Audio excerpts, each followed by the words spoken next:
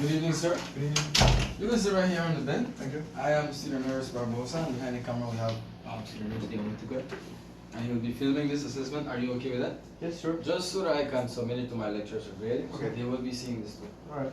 So, first of all, I want to ask you your name. I'm Thoracic. Okay, can I call you Mr. Zetina? Sure. Okay, so, first of all, how old are you? I am 21 years old. 21. Do you live in Corozal? Yes, I'm from Okay, Korea. and are you currently employed or No, I'm studying. you're studying at here or at the university? University. University. Okay, that's great. So, you came here for a general assessment. Yes. What's the reason? I just wanted to find out how my health is. There's no specific reason. No. Alright. How is your family? Do they have any illnesses that run in the family, like diabetes, hypertension? No, no illnesses. Nothing like that? No. Nothing else? Alright. And your past history, do you have any history of surgeries, hospitalizations? Have you ever been diagnosed with a disease like pneumonia? No, no. Nothing like that? No. And what about your family structure? Are you guys close? Yeah, I have 2 siblings. Mm-hmm. They are Do you have any kids? No, no kids. No kids? Alright. And would you describe yourself as someone that has a sound mind? Do you feel, that you have good mental status? Yes, yes, I do think so. Okay. You don't have any anxiety? No, any no. trouble sleeping? No, no problems. Okay, that's great. Someone your age, you're not supposed to have stress. So, what about your self-esteem? Do you consider yourself someone who has good self-esteem? Yeah, I do. I think I do. Good. Okay, and your environment, do you have any potential dangers where you live? Maybe too much dust, too much smoke? No, no No? problems.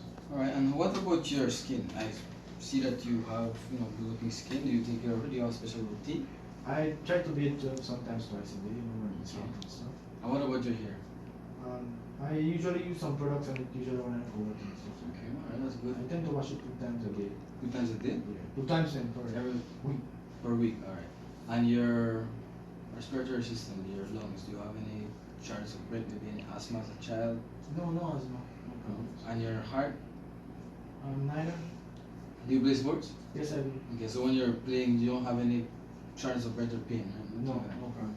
What about your digestive system though? Do you have any frequent cramps or maybe frequent constipation or No, diarrhea? no, no problem. Alright, and your muscles and your nerves, do you experience maybe like tremors or muscle pain? Neither. No experience. Neither? And your ears, your hearing and your vision, do you have good hearing or vision? Yeah, I do. I don't have any problem. And nothing wrong with your mouth or your throat? No problems. No pain. Alright, so I think that about does it for the questions. So what I'm going to do now is give you this gum. Kindly put it on. Do you know how to put it on? Yes, sir. Okay, I'll be exiting the room providing you privacy. We should have a curtain, but instead we have a door, so I'll close the door Okay. and I'll knock Okay. before I come in. Sure. Okay, so I'll wash my hands. I'll be right back. So we want to state the mental status and appearance of the patient was everything seemed to be okay. The patient had good. His appearance matched his age. He said he was 21. His build matches age. His height and weight matches age.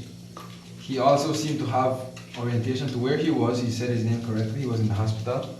He came for an assessment, so his mental status and consciousness are good. He also did not have any bad odors or any bad breath. So we can assume that the patient has overall good health. His skin was also not miscolored or pale, so that's another indicator of good health. And overall, the patient's appearance and mental status are good.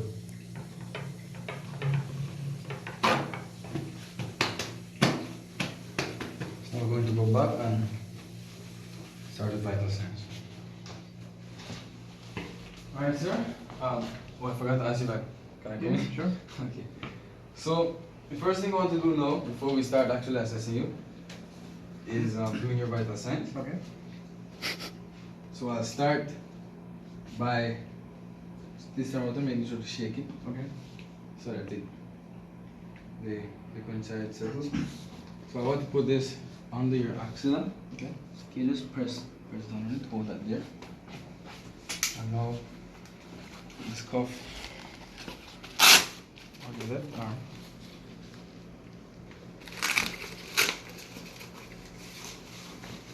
Take this up.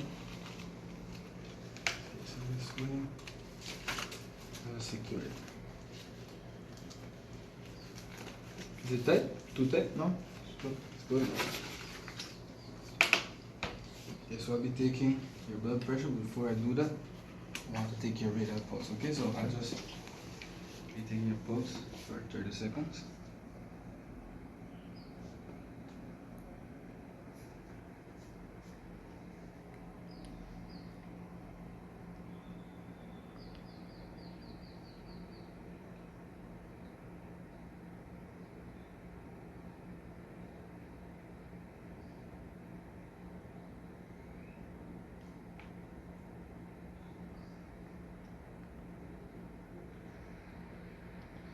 Alright, sir, so your pulse was about 35 in 30 seconds, so about 70 a minute. You seem to be very relaxed, which is good. And your pulse is within the normal range. So I'll be doing your blood pressure now. Okay. Looking for the brachial pulse. It's right here. Put the stethoscope right there. Now we get the inflator cuff. Just breathe normal and relax, right? Okay, sure.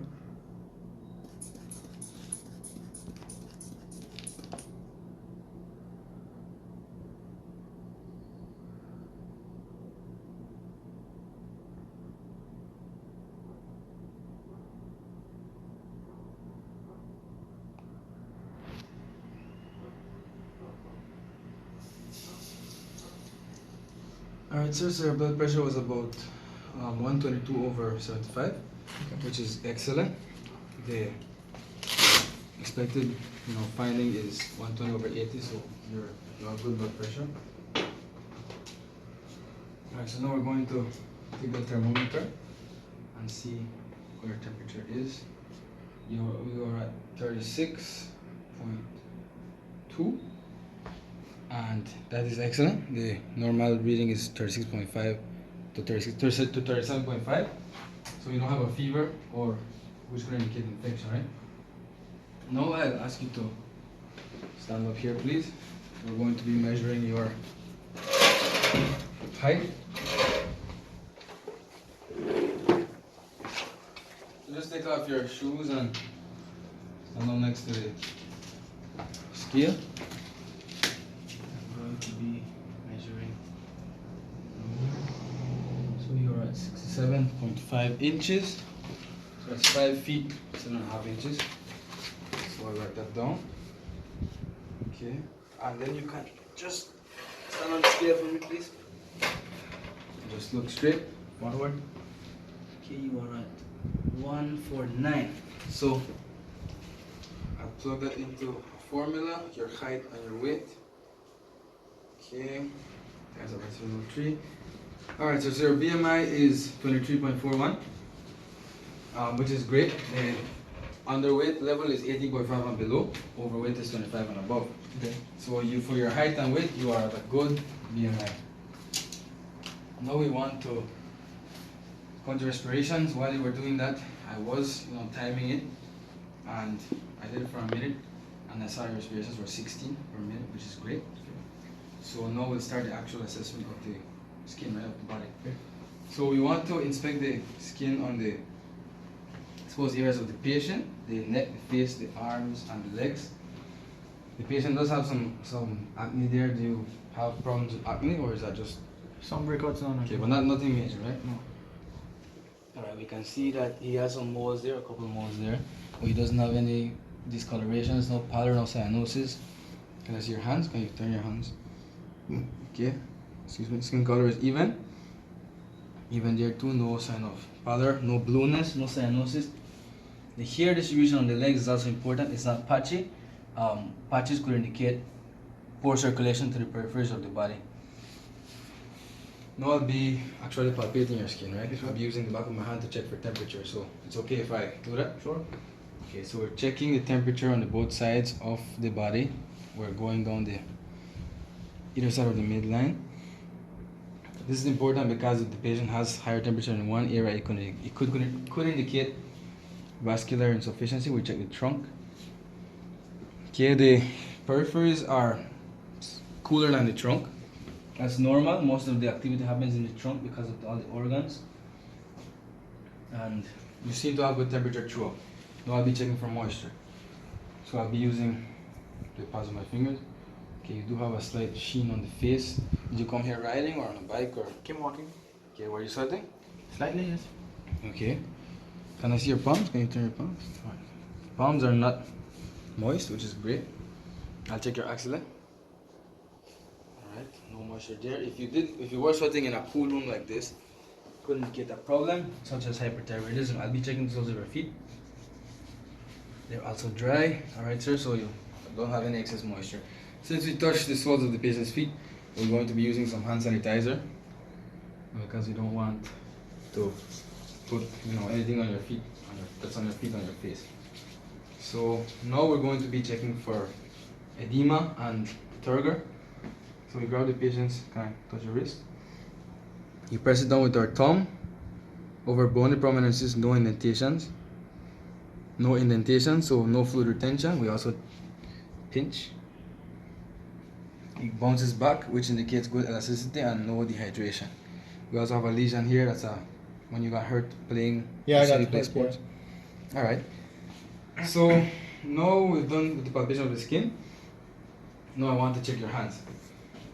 So we check the shape of the hands. He doesn't seem to have any swollen joints, which could be gout. No extra big joints indicating acromegaly. The color and the texture of the nails are great, nice and pink, smooth.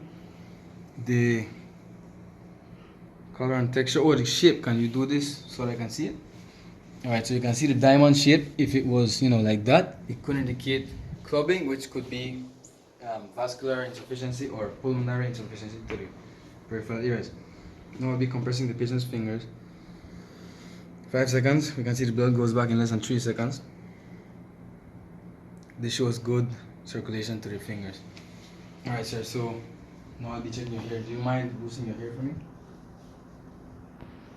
We already inspected the hair over the body. The patient doesn't have much chest hair.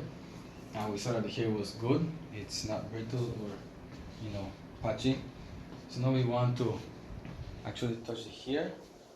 We're going to take a strand and roll it between the fingers. The texture is good. It's nice and taken care of. We take a strand and we roll it. We roll it back. The hair is smooth, slightly rough when you pull it back that way. It's normal. Now I'll be parting your hair. Okay, sure. You can see that the scalp is nice and clean, free of oil. The patient doesn't have any bad smell to the hair. So we can see that he takes very good care of his hair. And I don't see any lesions, any flakiness. Now I'll be palpating your hair, right? Your scalp. Sure. So I'll run my fingers over the patient's scalp. No palpable masses or lesions. Your hair is not greasy. So your hair is great, Mr. Zadina. Now you can tie it back if you wish, or you can leave it loose. Sure. Now I'll be starting the head, neck, and lymph. I'll be inspecting the skull. The patient does have some patches, around here. Is that when you got hurt? Yes, I fell. You fell? Yeah. All right. So, but overall, the skull seems to be well formed. He doesn't have any, excessive protrusions or any deformities. I'll be palpating your temporalis muscle. Can you clench your teeth? Okay, we can see the muscle moving. You can release it. Can you clench your teeth? It's masseter muscle indicating cranial nerve 5 is working. I'll be palpating the temporal artery now. Okay, we can feel it there. We don't want to press it too long, because you can hurt the patient. It's not excessively pounding, it's just as it should be. The lymph nodes, I'll be assessing the lymph nodes. Preauricular node, the post-auricular node behind the ear. We also have the occipital lobe in the back of the head. The retropharyngeal, behind the angle of the jaw. The submandibulars on both sides. Submental. We have the supraclaviculars above the clavicle. Infraclaviculars. We have the superficial cervical on the sternocleidomastoid and the deep cervical behind it. Can you turn your head that way? Same thing on this side. So the lymph nodes are not inflamed, so the patient does not have any infections. And now we want to check the temporomandibular joint. So I'll be needing you, when you're done with your hair, of course, open your jaw, wiggle it from side to side. Okay, open it, bring your lower jaw out. Okay, did that cause you any pain? No pain. I didn't feel any crepitus, which is usually crackling due to ear. He said no pain, I didn't hear anything abnormal, so the jaw is working well. Now I want to start palpating your neck, right? So the first thing you want to do is inspect the neck. We forgot to inspect it before. Yes, musculature is symmetrical. There's no swelling. There's no palpable masses, no tenderness, no pain in the neck, right? No pain. Okay, it's good and symmetrical. We will take the stethoscope now. We're going to auscultate the carotid. But before we want to find the carotid, the trachea, the angle of the jaw, and the sternocleidomastoid. In this triangle, we find the carotid. You can feel the pulsations. They're not excessive. Can you turn your head to the left? Okay, the pulsations are good. Now we want to check for brutes using the bell of the diaphragm. And we do this by placing it over the carotid. A brute is a blocking of the arteries or a narrowing of the lumen, and it would sound like a whooshing or blowing sound. I'm not hearing that, so no brutes are present. Alright, so now I'm going to palpate your trachea and your thyroid gland. I have a cup of water here. We'll be using this in a little while. So, started at the sternal notch, go up. You can feel the C-rings here, the cartilage. I can feel the thyroid cartilage here, the Adam's apple. And I can feel the hyoid bone up here. Can you swallow, sir? Okay, we see that the thyroid cartilage and the C-rings are mobile, which is great. Now I want to palpate your thyroid, right? So now I need you to take a small sip of water and hold it in your mouth. Okay. You mind holding it? Okay, perfect, sir. So I'll take my right thumb. Can you turn your head to the right side? Take my left hand, forefinger and thumb, grab the sternocleidomastoid muscle and push this. Can you swallow? And as he swallows, I'll use this thumb to feel can you take another sip? To palpate the thyroid gland. Can you turn your head to the left? Now the same procedure, but on the other side. Swallow. Okay, we didn't feel any palpable masses. Thank you, sir. Do you want more water? Or? No, it's okay. It's okay, alright. You didn't feel any palpable lumps or masses on the thyroid. It's not swollen, so he doesn't have any problem with his thyroid. Now we're going to move on to your eyes. Okay. So I've been inspecting your eyes. You don't seem to have any puffiness, or can I use this to Sure. look at your eyes? Okay, can you look down? Up. Okay, can you look down? There's no blueness, which can indicate Marfan syndrome, nose and telasma, which are deposits of fat in the eye, which can indicate high cholesterol. No puffiness. You do have some dark spots, but that's because you're a student, I assume. So you do have to stay up late at night. Yes. Palpebral fissures are in line with the peen of the ears. Eyebrows are not patchy or flaky, and they're all there. If they weren't there, it could indicate a problem. The eyelashes are also clean. Okay, so now I want to test cranial nerves 3, 4, and 6 using this. So what I need you to do now is look at the pen, and I'll be moving it around. Just follow it with your eyes, okay? Alright. Okay, we're looking for any trembling in the eye. We can't see anything, so that means that the extraocular muscles are working and the cranial nerves are also working. Now I'll be testing accommodation. So what I need to do, sir, is focus on the mirror. Just look at that. I'll be placing this 6 inches in front of your eye. And when I tell you to focus on this, please focus on the tip of the pen. Focus on the pen. Okay, focus on the mirror. Alright, focus on the pen. Okay, thank you, sir. So we see that the eyes converge and the pupils get more constricted, which is normal. He's looking at the closer object. When he looks at a distant object, they diverge and they expand. So that works. Everything's in order. We want to turn on the lights now and do the pupillary reflex test. We'll just look forward. I'm going to run the light over the side of the face. We can see the pupils constricting. On the other side, we can see the same thing. So the pupils react normally to light.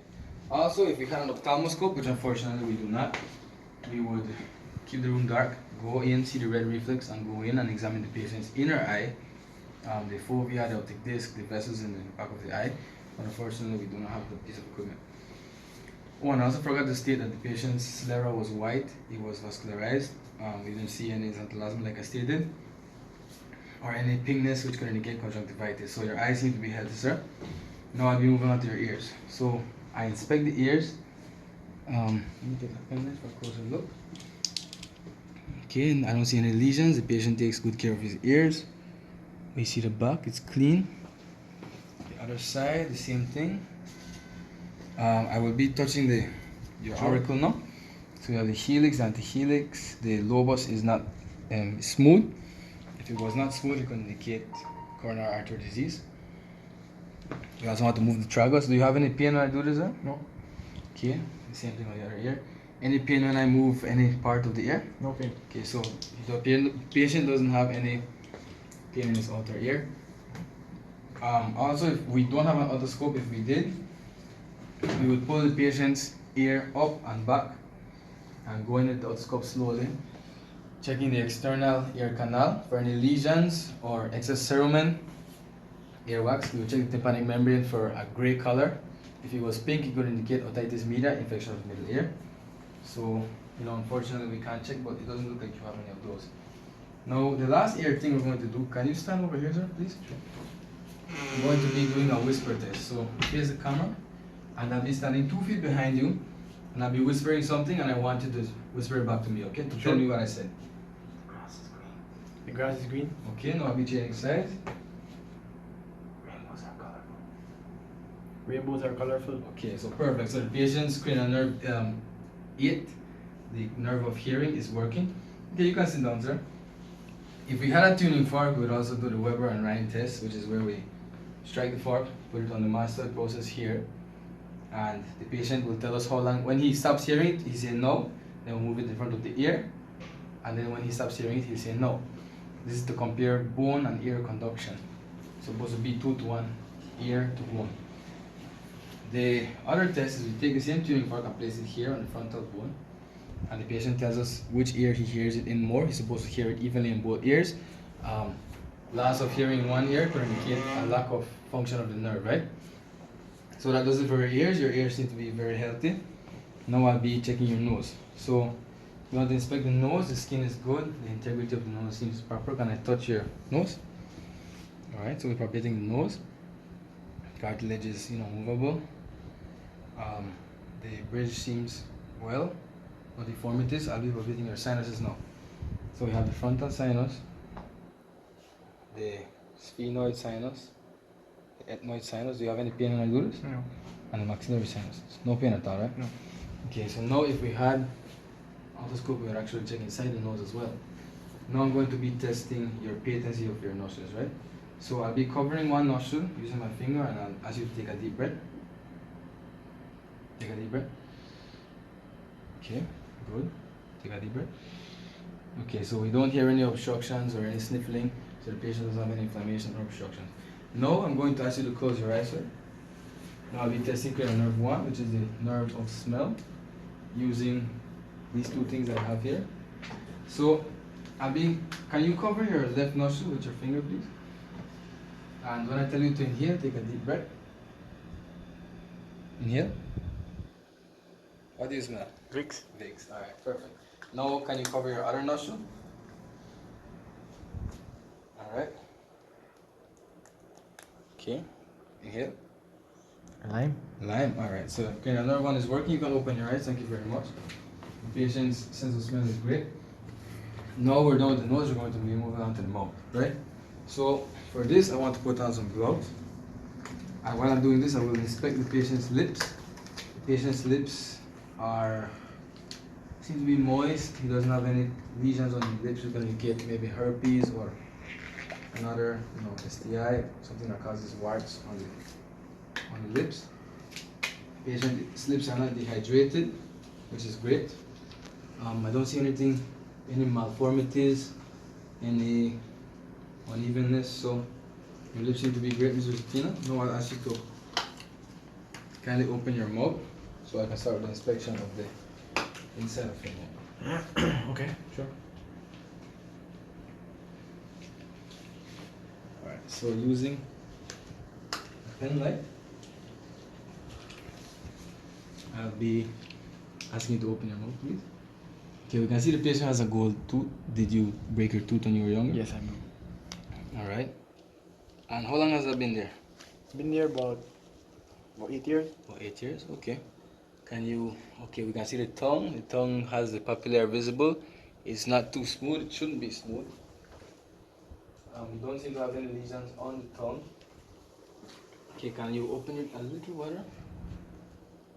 Okay, we can see the gums. The gums are nice and tight around the teeth. The teeth don't have any cavities. You do seem to have a filling there. The gums on the front are also good. Can you lift your tongue to the roof of your mouth? Okay, the floor of the mouth doesn't have any lesions. Can you open it a little wider? Alright, perfect. The buccal mucosa is pink. The hard palate, can you lower your tongue? Hard palate is white and rugueux. Can you protrude your tongue out of your mouth? Just stick it out.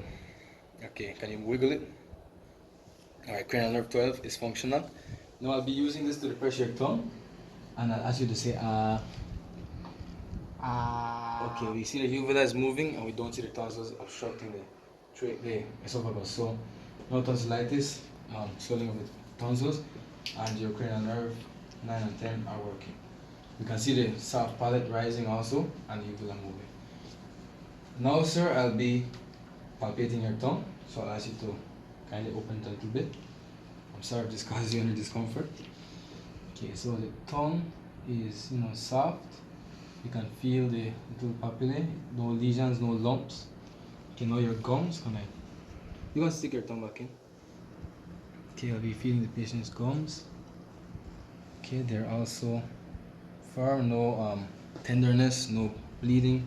And the floor of the mouth, can you lift up your tongue? Okay, alright, no palpable masses or no lesions, so that's great. Thank you, sir. Sorry about the invasive procedure. I know it's kind of uncomfortable. I'll be disposing of these gloves. I'll be right back. Alright, so everything is great so far. Now that we're done with that, we're going to start your thoracic assessment, which is, the lungs. So I'll ask you to take out the gown, please. Okay, so we want to inspect the patient. First of all, the thorax. You can see the structures, the clavicles are the same height, they're even. You see the angle of Lewis and the sternum is midline, the contour of the abdomen is good, the intercostal spaces need to be well spaced out. And the musculature of the chest is good. Also the neck muscles and shoulder muscles are great. He doesn't seem to have any muscle atrophy, no discoloration of the skin or anything on the thorax. Now we'll be moving on to also the configuration. The width of the anterior thorax and the posterior thorax is double that of the lateral thorax, which is unexpected finding. So, can you sit on the corner over here, sir, please? Alright, so the posterior thorax, can you face that way? Sorry about that, thank you. Posterior thorax, the skin is uniform, no patchiness, the musculature is also good. We can see that the spine is midline. The scapula are the same height, so he doesn't have any scoliosis or any deformities in the scapula. So now I'll be starting to touch your back, okay, sir? I'll be palpating your back. So we want to check for any crepitus, which is like crackles under the skin due to air, and just any tenderness. If you feel any pain, please let me know, sir. I do not want to cause you any pain. Alright, the muscle tone is firm, the tissue is smooth. No tenderness. Alright. Okay, sir, now I'll be feeling for the actual structures of your back, your spine. So can you run your shoulders and flex your neck for me? Thank you very much. Okay, so we can feel here C7 and T1. So we're going to mark this. Now we're going to mark T3. 2, 3. We're going to mark here. 3. We go lower. 4. 5, 6, 7. So we're going to mark T7 here.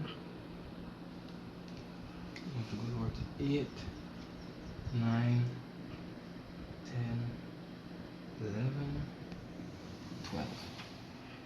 Alright, so we want to mark these for future reference because these are our landmarks.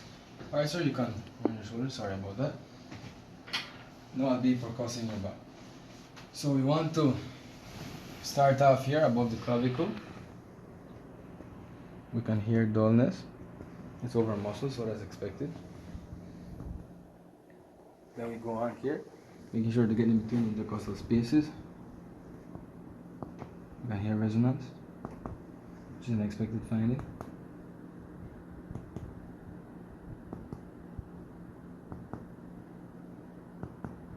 Here. Then we kind of branch off.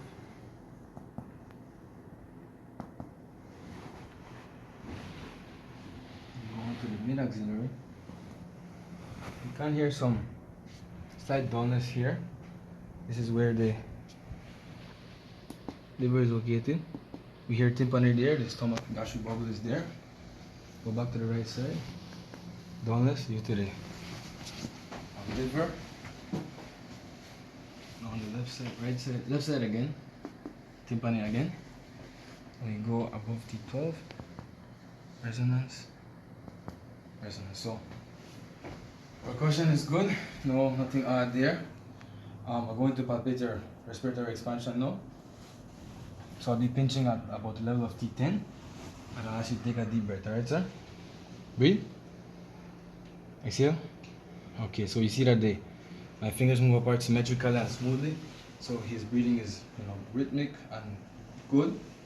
No weakness in the muscles of respiration.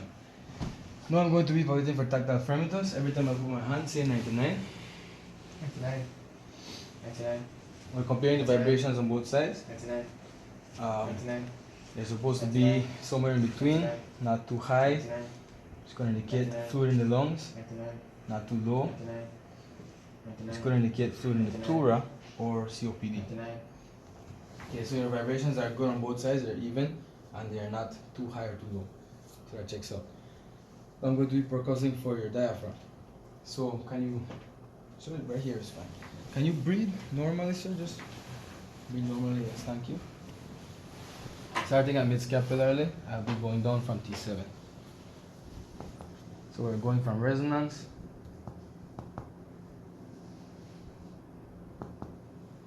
to dullness.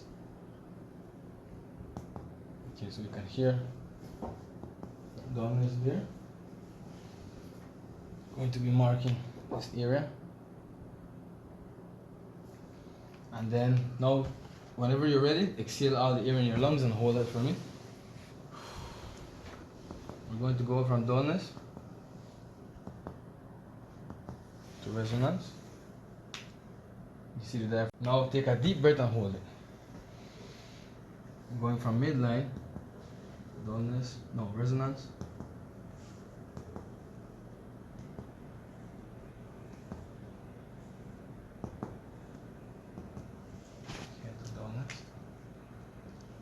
Alright, now we're going to do the same thing on the other side.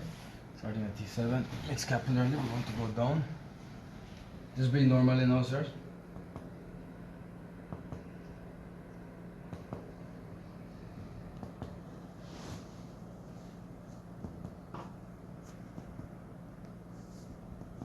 Okay.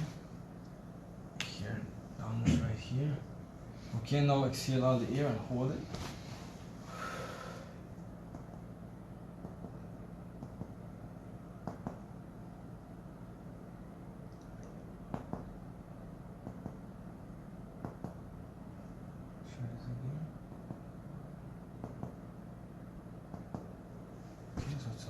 Here.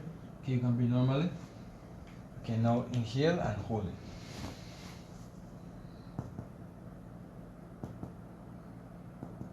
Okay, we feel dullness right here.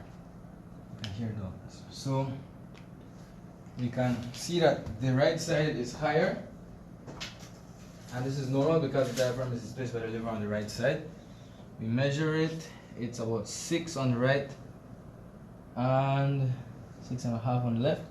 This is good. The normal is 3 to 5, but the patient is an athlete, so it's his diaphragmatic excursion is wider. Alright, sir, now I'll be auscultating your back. using this, every time I place it on your back, just take a breath, okay? Okay. Alright, so start above C7, over the trachea, and breathe. These are trachea sounds, they're harsh, high-pitched sounds between T1 and T3. These are bronchial sounds. They're still harsh, but not as, they're still high, but not as harsh, not as, loud in pitch. Beside T3, this is where the lung bifurcates. Breathe. Bronchiovesicular sounds are medium in pitch and loudness. And beside T5, here on the left, breathe. Same thing, bronchiovesicular, medium loudness, medium pitch. Now everywhere else on the back of the thorax is vesicular sounds. They are soft, barely audible sounds. And this is what you'll hear over most of the thorax, like I said before. Alright.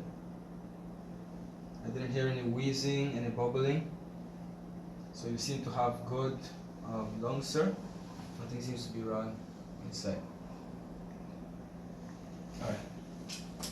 So now we're going to be checking the front of your thorax. So can you lay down for me? Right here, go on your back. Okay, so first of all, we'll be palpating.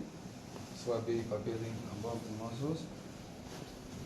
Here, okay, the patient has good firm muscle tone. And then the line tissue is smooth. Okay, while we're here, we want to examine the patient's breasts, right? The pectoral muscles. So we go in a circular pattern from the inside out. You don't have any lumps or masses, so that's good. Your breasts don't have anything wrong with it. Now we're going to continue palpating along the thorax, feeling for the lumps or masses. Do you have any pain? Okay. Okay, alright. Okay, so the thorax seems to be, okay. Now we're going to be palpating the actual structure. So we feel the clavicles here, they're even. The sternal notch, we go down and feel the angle of Lewis. The body of the sternum, the xiphoid process here, well, we can really feel it. And everything seems to be working. The ribs are well spaced. You have all the ribs because the angle is 90 degrees. So that's great.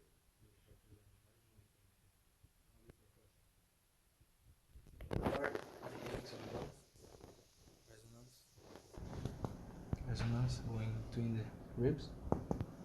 Clear resonance.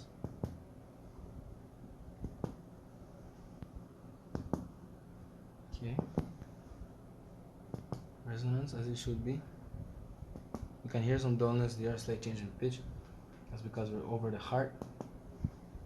As you go lower, here we can hear some slight dullness as well due to the liver. Tympani in this area. Due to the gastric bubble. And again some tympani and slight dullness due to the liver. So everything is good proportion wise. Now I'm going to auscultate. I will be going over some areas, listening for different lung sounds. So over the trachea, tracheal sounds, harsh, low pitch, bronchial sounds, still low, not as harsh. Breathe.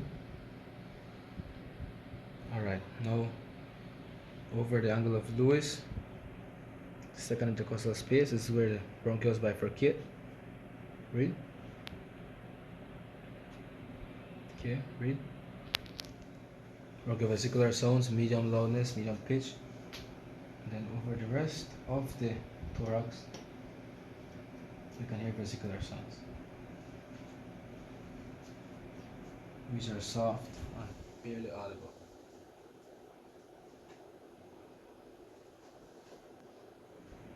Alright, so your auscultation also checks out, nothing seems to be wrong with your lung sounds, okay? The last thing I'm going to do now is to palpate your lymph nodes inside the axilla. This might be uncomfortable or it might tickle you, so I apologize in advance. So we go into the axilla. Okay, I don't feel any lymph nodes. And we slowly check over here too. Okay, now the other side. Sorry about this, sir. I know. Alright.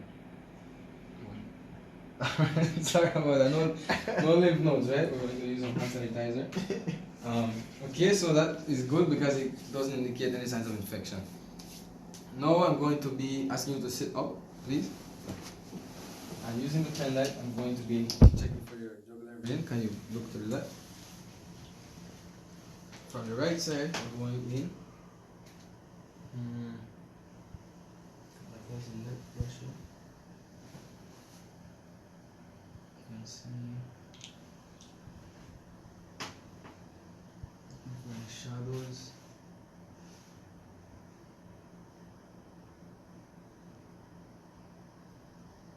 I can see a slight.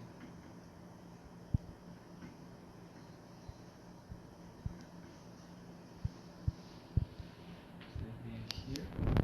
Okay, so that's jugular. Now I'll be checking for heaves and trills. So the 5 areas of the heart, which are the second intercostal spaces on the left and right sternal borders, be pressing the metacarpopharyngeal joint, feeling for pulsations. Okay, no pulsations, no vibrations. Third intercostal space now. Nothing noted. Fourth intercostal space.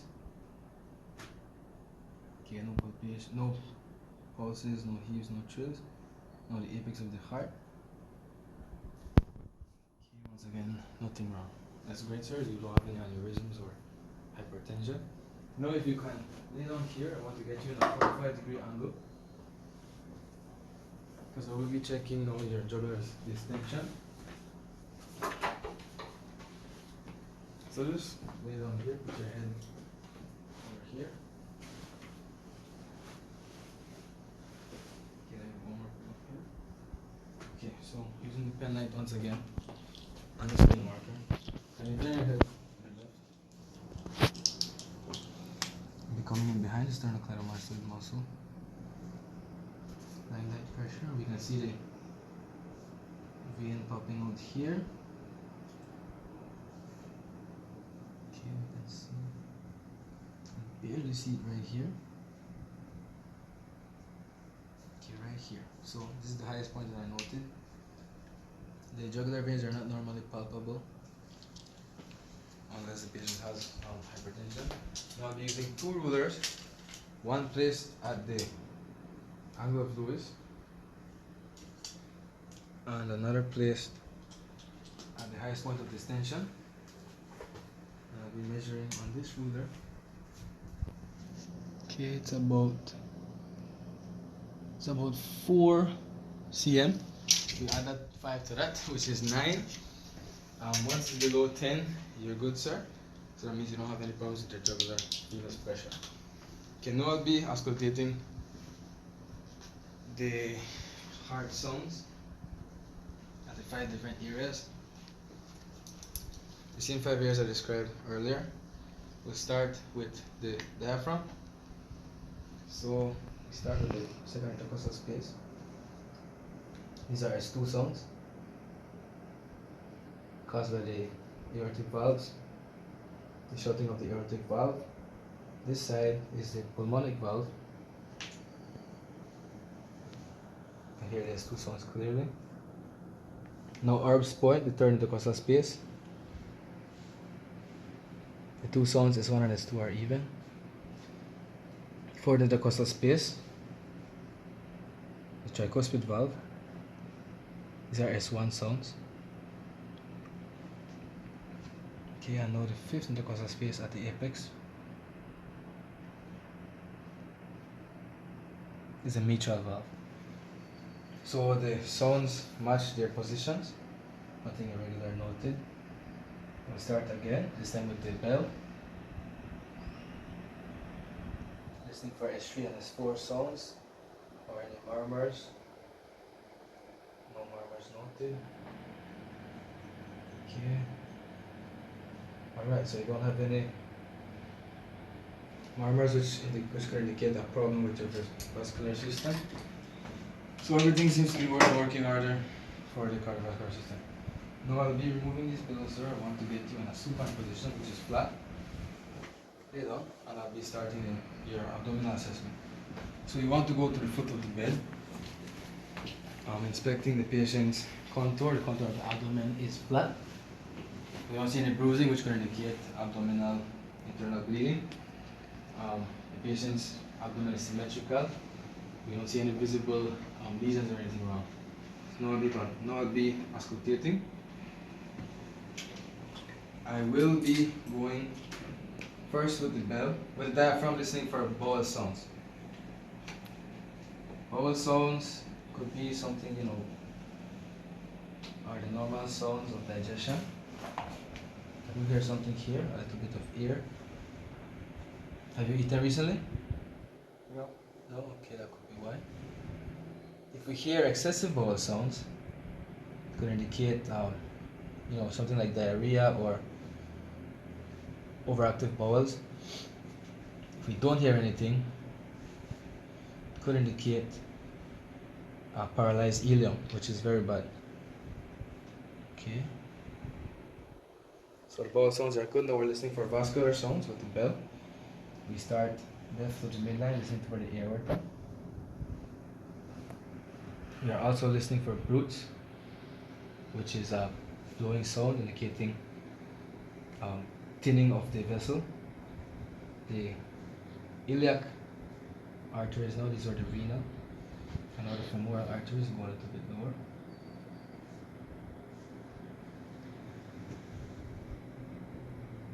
Okay, so I didn't hear any brutes, which is great. Now the percussive. I'll start at using the same pattern I used for auscultation. You can hear tympani, tympani, tympani. Okay, we're supposed to hear tympani. Tympani is more audible here because it's over hollow organs.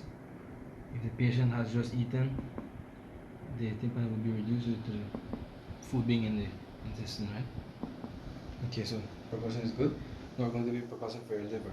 So I'll start mid-clavicular line. Okay, we're listening for dullness.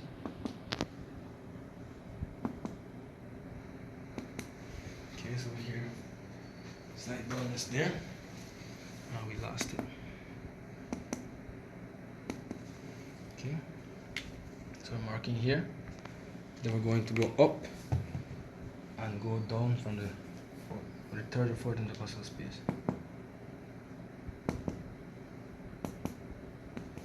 Okay, we can hear a slight distortion there. We go from the midline.